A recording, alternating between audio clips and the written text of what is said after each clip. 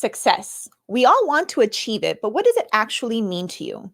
Do you know what success looks like and feels like for you?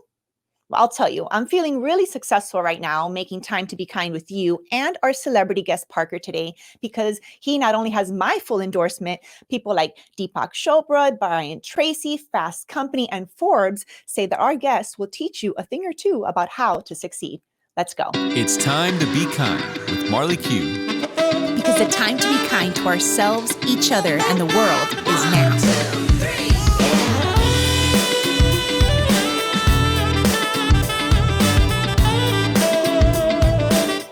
Welcome, friends. Thanks for making time to be kind with Marley Q and our super successful Parker, who is here to share with us what it takes to live life fully, love deeply, and strive to do something that matters for all mankind. He is a best-selling author, a decorated performance coach, an international speaker, and the owner of High Performance Ventures.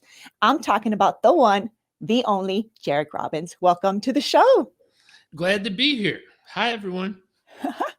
So our story goes back to, I think, 2011 to the Women's Success Summit. And it's awesome that we're here all these years later talking about success. And I want to kind of jump in by asking you what your definition of success is. So what's interesting, I've used that question of what is your definition of success? And I'll never forget, there was a guy from India who popped on and he's like, he scolded me, not you, but he said, this is a ridiculous question. Success is success. People need to stop trying to mess with the word. And I was like, how close-minded of him was my first feeling.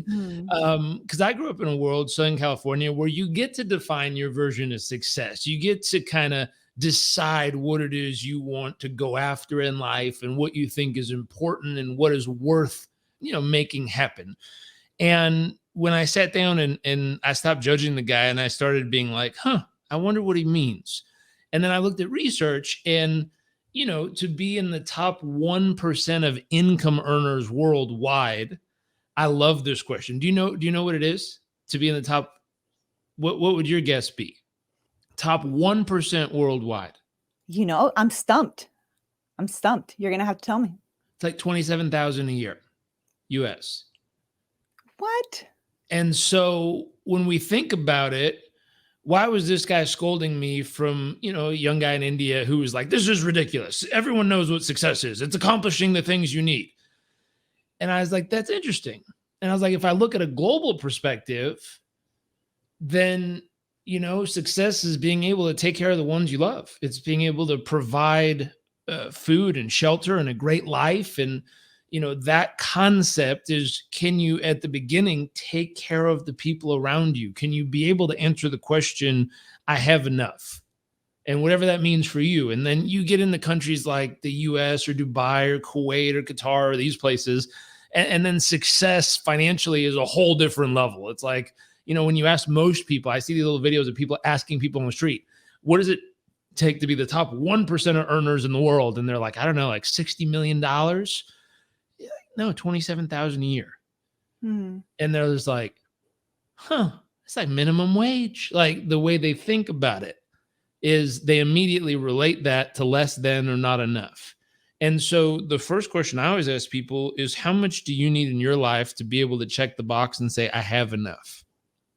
I think people who can say, I have enough and be happy with what is, whether that's the breath in their lungs or the ability to see for those of us who can, or the ability to walk around and do something kind for someone else. I have a friend who was born with cystic fibrosis. She's had 2 double lung transplants, 2 open heart surgeries. And the greatest day of her life, she said, was the day she could take a breath on her own and not need a machine to help her. And so I don't know what having enough is for you. But that concept of most people watching this are probably in the top 1% of income earners on earth, but they don't feel that way. I really think that's the point that I'd like to drive home with success being less about a goal that you're out to achieve and more of a state, like an experience that you're after? And do you know what success even feels like for you, right? Like when I go to bed, I feel successful if in the day I feel that I showed up for myself and my family, that I was loving and kind, that I showed up to be of service, that I made a difference somehow, that I feel appreciated. Like that's a successful day for me, right? And it has nothing to do with how much money particularly is in my bank account, even though I feel that that's most people's definition of success. Could be a piece of it. You're hinting at the second part. So part one is I have enough, whatever that means. Part two is I'm loved enough. This is a big bucket. There's a lot of humans who, and you got to think about it, like, I don't know, there's, people who are comedians or actors or musicians, and they go play in an audience and they have hundreds of thousands of people in the audience screaming, I love you, your music's amazing. And then they've got this smoking hot relationship they're in, and everyone around them says they're so amazing and everyone thinks they're so incredible, and then they kill themselves. You're like, what the hell is going on? Everyone loved them. Everyone said they're amazing. Everyone said they're incredible. They had all this, they had enough. They had all the money success you could imagine. What was going on? And that one's wild because that's the I am loved enough. I'm loved enough. Even though everyone was sharing the love with them, they weren't feeling the love, obviously. And it's like, wow, what happened? And in today's world, that's happening a lot. A lot. We have so many people who are seeking outside approval. How many likes did I get? Oh my God, the video only got 100 views. Take it down. Oh, gee, like we have people who are searching outside of themselves for love. The sad part is, even when they get all that love, you still see people who are supposedly at the top of the likes and follows and money and everything else they have, and it's not penetrating their heart. They're not feeling the love. And so that second question is, what does it mean to be loved enough? And it's an inside game. It's you learning how to love yourself. Absolutely. Because if you can't love yourself, it doesn't matter how many people say they love you, you ain't going to feel it. Absolutely. So that's kind of the second one. Can you say I have enough? Can you say I'm loved enough? And then the third is a big one. The third one is I am enough. What does that mean? What does it mean for a human being to sit down, look themselves in the mirror and say, you know what? I'm enough. Human being, not human doing. Not that I've done enough, but I am enough. Just being. That's a big old one. Because even you alluded to, it's like, oh, the things I've done today made me feel successful. And someone asked me, they said, when you plan your week, do you plan things you have to do, or do you plan who you want to be? And I was like, there goes all my time management classes. None of them taught me this shit. Like everyone taught me how to be productive and time block and mindset and group things and chunk stuff. None of them said, decide the kind of human you want to be this week and work on that. I love this so much, Jairek, because during the my evolution here as of the last 5 years since becoming a parent, 3 years since pivoting in the pandemic, where I felt probably my least successful, where I didn't feel I had enough, that I wasn't contributing enough or doing enough. I felt that, what I had been building for the past decade as an event, planner and consultant was gone in a matter of a day. And I really sat with these questions that you just, proposed that we all sit with. It's so important to define what success actually means to you. What is having enough? And being in a state of gratitude, right, for what you have, so that generates like the abundant, energy to attract more wealth, right? What does it mean to feel loved enough, right? If I could only be around my husband and my child and like my baby in my belly at that time, is that enough for me, right? Do I need other sources in order for me to feel like successful in my personal life at home? And even if I can't do my events and do my work, like who I am showing up as in life is enough, right? I really sat with this and I came back and rebranded myself as a kindness influencer. I'm like, you know what, tomorrow another pandemic comes or my business gets, boarded up or I have to pivot in a different direction. Yeah. Who I am at the end of the day is a kindness influencer. I feel I'm here to spread kindness in this world. And now I get to do that as a podcast host, as a speaker, as a leadership trainer, right? As a mom, as a community builder in different ways. And I really think defining what success meant for me has made all the difference in how I feel, and thus attracting more, financial success in my life or business success in my life as a result of answering these questions. Super profound. It's the work that needs to be done for most people. And if you don't choose to do the work, life will choose it for you. Yes. The things you're describing are often we're so busy on our journey to success, trying to accomplish some type of success, that we don't take time or make time to do this work. Exactly. And life will rearrange itself to give us the opportunity. It sure did. It sure did. I'm a bit stubborn, so it's taken me, a while to finally, and, looking back, or if you ask anyone who's observed, my journey, even since high school, I'm super successful. I've achieved almost every goal I've ever set out, right? But I never felt it. I never really paused to reflect and feel successful. So I'm really happy that we're having this conversation. And I want to ask you how you feel that kindness plays a role in helping you achieve a successful life. Sure. Start being kind to yourself, realizing all those things you went through were preparing you for who you are. All those moments where things didn't work out and things fell apart and things weren't what you planned. It's like, that was life nudging me to go do the work. One of the favorite lines I've ever read is I think it's the first line or first page of the Course in Miracles book. It says, the course is mandatory. The only option you have is when to do it. That's good. Same thing with this work. The work is mandatory. The only option you have is when you're going to do it. And if you're going to choose to do it, or life is going to choose it for you. Life sends us all a whisper. And if we pay attention, we can grab onto those things and do them early and quickly. If we don't, life will hit us with a brick that hurts, kind of tear something down in our life, and we'll go, what the heck? I was so close. It was working. And they're like, no, there's some work to be done. Come over here and pay attention. Some of us stop and pay attention. Others of us just go, nope, I ain't going to pay attention to that. I'm busy. I got too many things to do. And then life will eventually burn everything we have to the floor to get us to pay attention. I didn't come up with that. I met a lady who was a really, really successful business owner in South Florida. She had this animal clinic or babysitting place, or she had this animal business that she had that was really successful.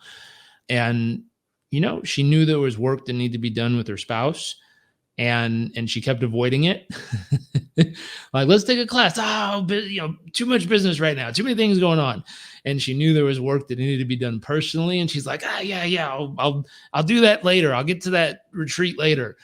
And she was just burning herself into the ground health-wise. And she was, her relationship was like, but her business was good and she had lots of money.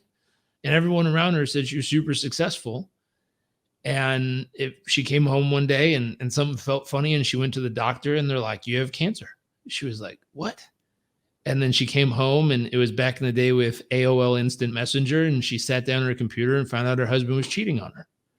Same day. I was like, that had to be a rough day. And she's like, so I divorced, excuse the language. She just said, I divorced his ass on the spot. I cleaned this up. I didn't have it in me to go to work. So my business slowly faded away. Everything melted to the ground. And I had met her after she just got back from her Eat, Love, Pray trip around the world for 3 months on a cruise. And when I met her, she was wearing these big baggy pants and a shirt from somewhere in Africa and a hat from Vietnam. And she was all happy and smiley and glowing. And I was like, who are you? And she's like, if I told you who I was, you wouldn't believe me, because I'm not the same person that got on this ship 3 months ago. And I was like, tell me your story. So we had lunch one day and she told me the whole story. I didn't believe her. I'm like, that sounds crazy. And I said, what's the biggest lesson you could take away? And she told me those 3 things. She said, life kept sending me whispers and I just didn't pay attention. Life eventually hit me with a brick and I ignored it. She goes, life literally burnt my entire life around me to the ground before I finally was willing to be unstubborn enough to do the work. And I was like, wow, I should make a movie out of you. I got goosebumps. But what does kindness have to do with it? I think there's a lesson underneath of being kind to ourselves. Saying, hey, why was she really running so hard? Why was she avoiding the work so much? And oftentimes it's just the voice between our own ears that's kind of mean to ourselves, that judges the tar out of ourselves, that looks in the mirror and goes, that ain't enough, and like tears us down. And so starting with that voice, especially moms, my God, you are like superhumans. You're probably the best mom and you don't even know it. You're probably a superstar wife beyond you even understanding how amazing you are. And it doesn't even land for some reason, but it doesn't feel that way because that voice, little voice follows you around and says, a better woman would have figured it out. Voice is an asshole. Yeah, Use the language, those of you watching. But the kindness starts with that voice. I agree. It's like, yo, who are you? Why do you keep telling me shit I do wrong? Why don't we start getting that voice to say nice things? Yes. And it takes practice. Yes. It takes practice. I watch people snap at other people and get mad at them and the way they talk to other people, and I immediately think, man, it must suck to live in their head. Because that same external expression is how they treat themselves inside. The ones that make me sad are the ones who they work so hard to treat everyone around them so nicely, but they allow the voice in their head to kick their ass every day. Those are the ones that kill me because inside they're hurting so much, even though outside they're trying so hard to share love. And it's the love they wish others would share with them. You are speaking to, the healed part of me who've gone through this journey of recommitting a different relationship with myself and the way that I spoke to myself. For sure. My husband was a huge part of this. Like, hey, he's the one that gave me the awareness. He's like, you snap at me and your family, but you don't speak that way to others. Like, and you treat yourself like this, and you would never, treat your little sister like that. And actually like just held the mirror for me some time ago. And I started to do that work of really asking, like, why is my self-talk so negative and so like disciplinary? And I really worked on that. And I'm so grateful that I did that work before becoming a mom, because I'm a lot more aware of when that voice is present and I'm able to just not pass along, right? Like generational trauma, thanks to having done that work. So thank you so much for bringing that into the conversation, because I really do think that lack of kindness towards ourselves is a big impediment or a big roadblock on our path to success, whatever that means to you in business, in life, in relationships. If kindness isn't being practiced towards ourselves, I think that stunts your ability to experience success in life. The reason it'll make it hard to achieve success is because when you squeeze an orange, you experience whatever juice is inside of it. And so when a human being inevitably gets squeezed on their way to try to accomplish something that they're going after, when life squeezes them, imagine we're climbing a mountain, you're trying to get to the top, the pressure condenses. There's more pressure as you go higher. You need oxygen sometimes for Mount Everest type climbs. Like it gets more difficult. Your body gets strained. Your mental capacity is pushed to the limits. All these things are happening, which means that life is just squeezing you. And as life squeezes you, whatever's inside of you is what's going to come out. And so you start seeing people under pressure and how they behave. And if they haven't done the internal work, then when they get squeezed, when life puts pressure on them, you start seeing what's really going on inside of them. And I just watch some people become even nicer and even kinder and even sweeter and have even deeper faith in whatever they believe in. And they shine in moments like that. Other people get mean and nasty and rude and aggressive, and we're all different, but you get to see what's really going on inside of that person when life squeezes them. Having a baby is a big, warm, giant hug that life squeezes the tar out of you. It's a big squeeze. You have a lack of sleep and a lack of food, and mom brain chemicals go off in our bodies, and dad brain kicks in. And I mean, the whole world gets flipped upside down, which is a giant warm squeeze. And it's a loving squeeze, but it's a squeeze. And we get to see what we're made of. I think my favorite picture is if you ever see a mom and dad on like day 4, their hair's all over the place. Their eyes are looking in 2 different directions. Like they look like they got hit like a Looney Tunes cartoon and they got hit in the face with a frying pan. And it's the funniest picture you ever see of like, oh, they're going through it. Yes. And it doesn't stop after day 4. It just slowly gets a little easier than the day before, until they turn into a toddler terror. But that concept, it's a process you go through. And when you watch people go through it, I think something that allows people to be successful is the community they built. I mean, agree. Harvard did a research study, longest standing research study that's ever been done, multiple generational study. And they were looking for like, what is the key factor to success? And they found out the people who it determined how happy they were, how long they lived, and how much they made. And the number one determining factor of how happy they were, how long they lived, and how much they made was building a powerful peer group, surrounding themselves with peers. And the determining factor of was like, was it having a peer group with high standards who held you accountable, or a peer group with this, or a peer group with that? And it was like, no, it was people you could call when things were hard that would just listen to you and help lower the overall average day-to-day stress load. That was it. I was like, wow, that's important. Incredibly important. Exactly what you're talking about and emphasizing is why I started my Kind Crew. It's our online community of Parkers listening, exactly to hold that space once a month. Practice self-care and let's hold space to build meaningful connections and community, because we're all going through something, right? And what I think the pandemic and COVID and quarantine, all of that, showed us is our resilience and our just innate desire to connect and meaningfully, create spaces where we can build community and connect with people. That's how this podcast was born. So I am with you on the power of community needed now more than ever.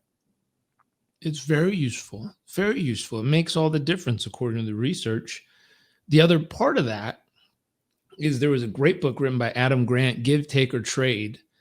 And he describes there's givers, there's takers, and there's traders. People who just straight take from other people as much as they can get away with. People who trade, I'll do this for you, but you do that for me. And then people who just straight give. Here you go. Don't worry about it. Here you go. And what he said was, in the beginning, the takers get ahead because they just take. They take from anyone and everyone they can. They take as much as they can and they get ahead early. The traders are kind of filling in the middle where they trade. So if I give you something, you got to give me something. If you give me something, I got to give you something. And if I give you something and you don't give me something, I will never give you anything again, and vice versa. So they're always trading. The givers get behind in the beginning because takers just take from them and they land up giving everything and not really moving ahead at all. Over time, in the long run, 10, 20 years, the givers land up on the very, very, very top. And he said something interesting. The traders, they land up taking out the takers. I was like, what does that mean? And he's like, well, if a trader and a giver get together, the giver gives, and then the trader feels obligated, so they give back. And then the giver just gives, and they give back, and they just give all their way up. If a trader and a trader get put together, the trader gives, and they just trade back and forth, and they go up. If a giver and a taker get put together, the giver gives, the taker takes, nothing comes back. The taker goes up, and the giver just kind of stays where they are. Giver goes together, they both go up. But when a taker and a trader get put together, the trader gives, the taker takes and doesn't give anything back. The trader tries it again. Then the trader makes it their God-given mission on earth to end this person. Yeah. So they're the equalizers. They're the one who goes, no, that shit ain't okay. And I'm going to make sure everyone knows about it. And this ends here. And they just devastate the takers. And I was like, ooh, I like those people. Those are equalizers in life. They just level the playing field. And so in the beginning, though, those people get a little bit ahead because they're willing to take. But over time, they end up getting squashed. And then the traders land up in the middle and the givers land up on the very top. And so when you say, I relate kindness and giving kind of interconnected in my mind. So what does kindness have to do with success? And it's like, well, depends on your personality type. If you're a trader or a giver, kindness and sharing will end up ultimately moving you up and up and up and up. If you're a taker, kindness, I mean, eventually it'll kick you in the face and knock you down, and maybe then you'll change your ways. I don't know what advice to give the takers besides grow up. Besides change. Change. No. It's definitely not the key to winning and not the key to success. Jairek, we can talk for long term. You're correct, right? And for sustainable success, right? To me, kindness is my superpower. I trade the currency of kindness all day, every day. And the story with that book was really validating and reassuring to me today, because I'm definitely a giver. And I feel like I've been behind on the quote unquote success game for a while. And having paused and taken the time to be kind and do the work that I needed to do to change my mindset, to change just some things that were in my own way, I feel like I'm coming up on top. So thank you for that. You're welcome. So there you have it, friends. I hope you enjoyed this special episode of Time to Be Kind with Marley Q and Jairek Robbins. I was so grateful that he made time today to share with us his thoughts on success, and I hope that they were enlightening for you. If you enjoyed this episode, I want to hear it. Words of affirmation and acts of service are my love language. So if you're watching this on YouTube, make sure to like, comment, and subscribe so that you don't miss an episode. If you're on Apple Podcasts, please rate and leave a kind review. That helps us succeed in our mission to spread kindness worldwide. And if you're watching or listening rather on marleyq.com, you can also leave a comment there. If you haven't joined our private Facebook group yet, I will invite you again, like I do every week, to join our Kind Crew Facebook page. The link is right in our show notes at marleyq.com/this episode number. Thanks for making time to be kind with Marley Q. I'll see you next time.